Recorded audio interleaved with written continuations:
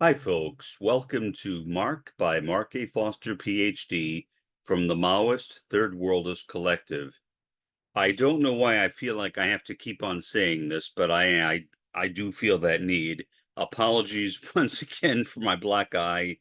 I am just a klutz. I am a klutz. I've always been a klutz.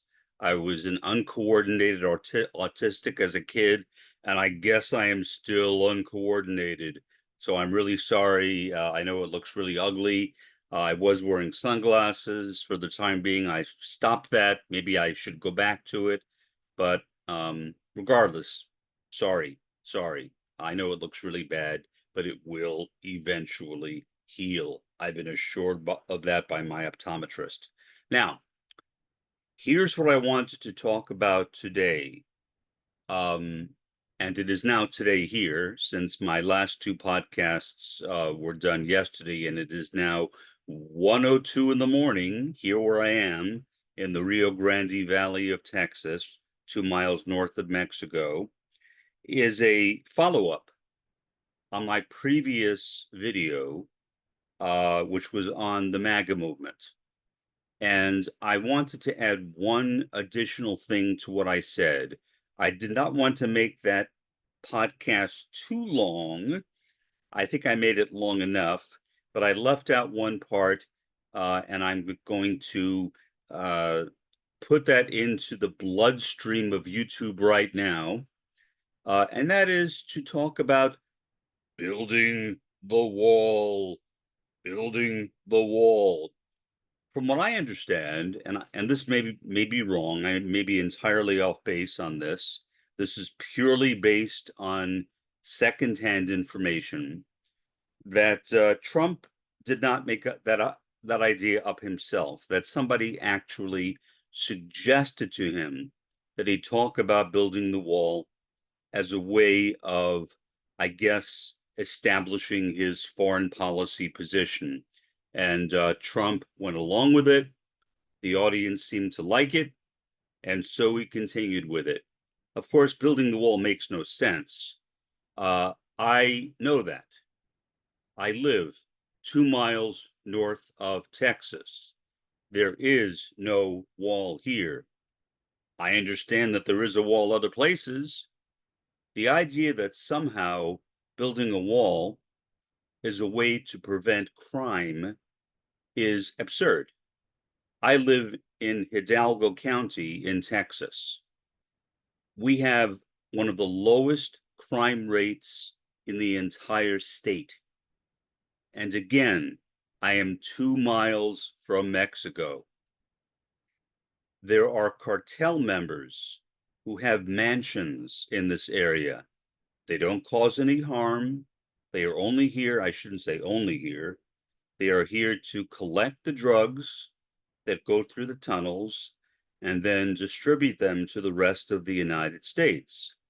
They do not commit crimes in the sense of violent crimes or property crimes here in Texas. Why? Because if they did, their their purpose in being here would be lost. They are here for a specific reason, and that is to collect the drugs and transport them throughout the United States. They don't want to get noticed. So there literally is hardly any crime at all here, 2 miles from Mexico. This is an extremely low crime area. If anyone tells you anything differently, if you hear anything in the media talking about the rise in crime along the Texas border, don't believe them. I am here in, metaphorically, the belly of the beast, and there is no crime here to speak of. Well, I mean, there's crime everywhere, but there is no significant crime here. Again, we have a very low rate of crime here in Hidalgo County, Texas, and especially here in Mission, where I live, which is a very quiet, I would say, kind of boring place. Really isn't much that happens here. The usual stores exist, but there's nothing going on here. You can come down here and see for yourself. It is not a dangerous area, and there is no problem here. So what does building the wall have to do with Maoism, third worldism? Okay, thank you for asking, Mark. Building the wall is a way for people who are MAGA, followers of Donald Trump, to distance themselves from the third world. It is literally anti-third world rhetoric. Remember Trump and his allies talking about these bands of people coming from Central America through Mexico into the United States, events which literally never happened. They were entirely made up. They were fiction. There were no bands of Latin Americans coming through Central America into Mexico. Now, are there Mexicans who try to cross over the Rio Grande River into the US? Yes, but so what? I mean, if I were living, honestly, in that kind of poverty, and Mexico is a relatively poor country, especially in the border areas, I would want to come here too. That doesn't make them criminals in the sense that they're looking to commit murder or theft. It means they want to come here to get jobs. Give you one example of the kind of problem that all this rhetoric has caused. About a month ago, in the Convention Center Shopping District, which is 3 miles from where I live. It is actually in McAllen, but Mission is right next to McAllen. There was a raid conducted by Border Patrol. What Border Patrol found was that many of the Mexican Americans, maybe all of them, I'm not sure, had false passports. Okay? They had phony passports, meaning they had no right to come into the United States. Their passports were forged. Their documentation was forged. How do they know that? Well, they just looked at it. Their driver's licenses were forged.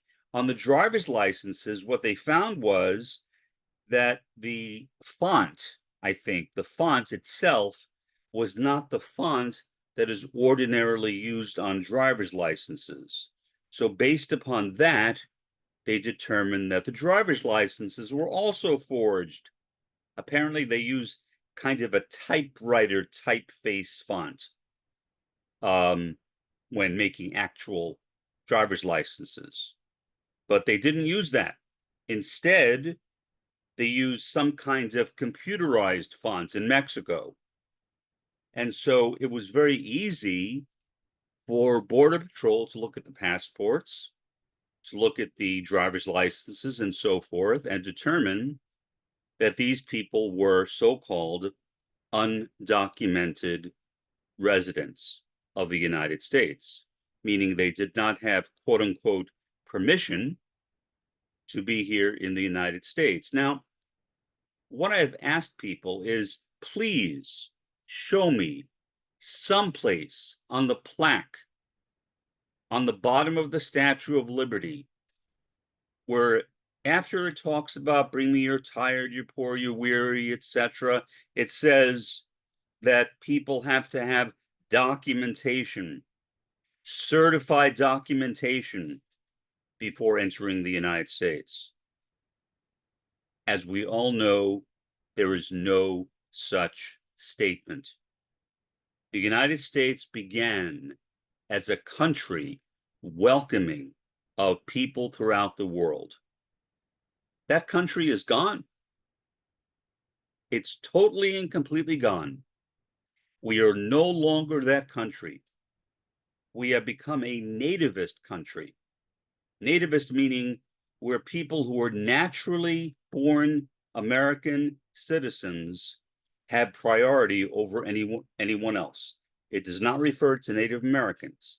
It refers to people who were born here. That's what nativism is. It is literally a kind of bigotry by people who were born here against people who are not. And when Donald Trump was president, he would sometimes say that he wanted to eliminate birthright citizenship, meaning if you came here and your parents were not American citizens, but you were born here, then you could not be an American citizen yourself. Well, of course, that would violate the Constitution. In case nobody noticed, well, fortunately, a lot of people did notice that that would violate the Constitution. So, at least for the time being, birthright citizenship is still the law of the land. Whether it will remain that way, who knows? But again, what this shows is what the true nature of MAGA represents. It is anti-foreigner. It is anti-alien. It is anti-non-American. They want to close off the borders, basically, to anybody who is not an American, or perhaps anybody who is not a white person. I remember that when Trump was president, he would periodically refer to people from Scandinavia and say, oh, yeah, those people can come in here. Yeah, let's have more Scandinavians come into this country. But when it came to Mexicans, that's where he wanted to shut people out. So it's pure bigotry. There is nothing else to it. From a Maoist-Third Worldist perspective, I think that is the only proper way to view this entire thing, this panic, this moral panic, that somehow the United States is being taken over by people who were not born here. It is not happening. Now, one consequence of what happened at the convention shopping district when those Mexicans were kicked out is that other Mexicans thought to themselves, well, I better not come to the US either. What do you think the result of that was?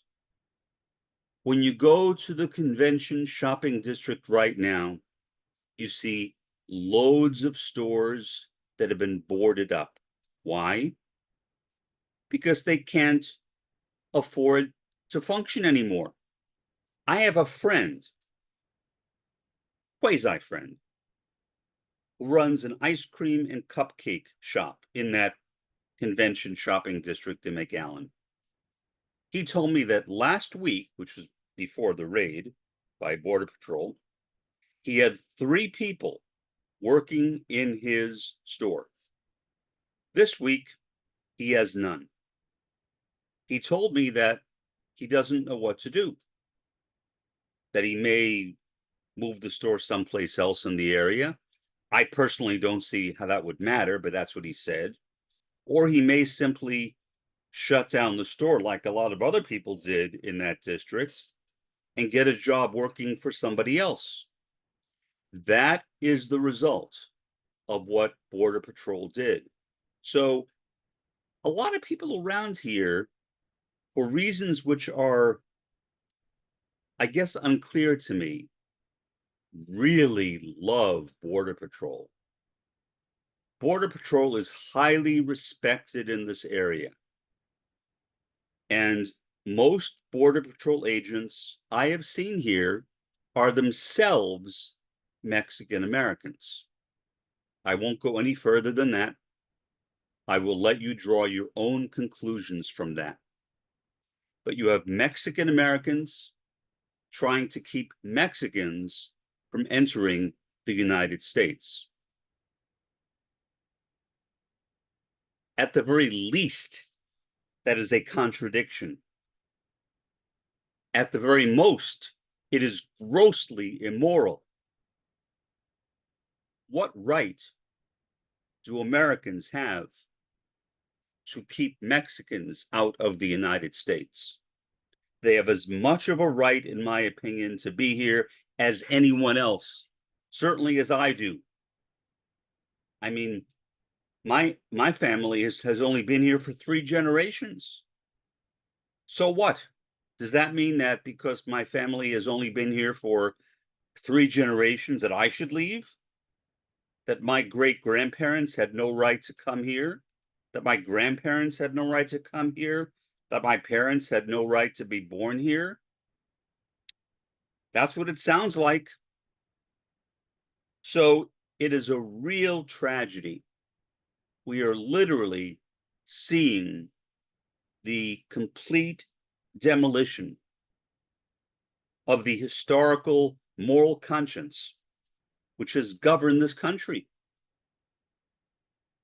which has distinguished this country, and which has made this country in the past proud as being a place which welcomed people from throughout the world. We are no longer that country. And for that reason, I have said many times, we should take the Statue of Liberty apart, put it on an ocean liner, and send it back to France. Because we don't deserve it.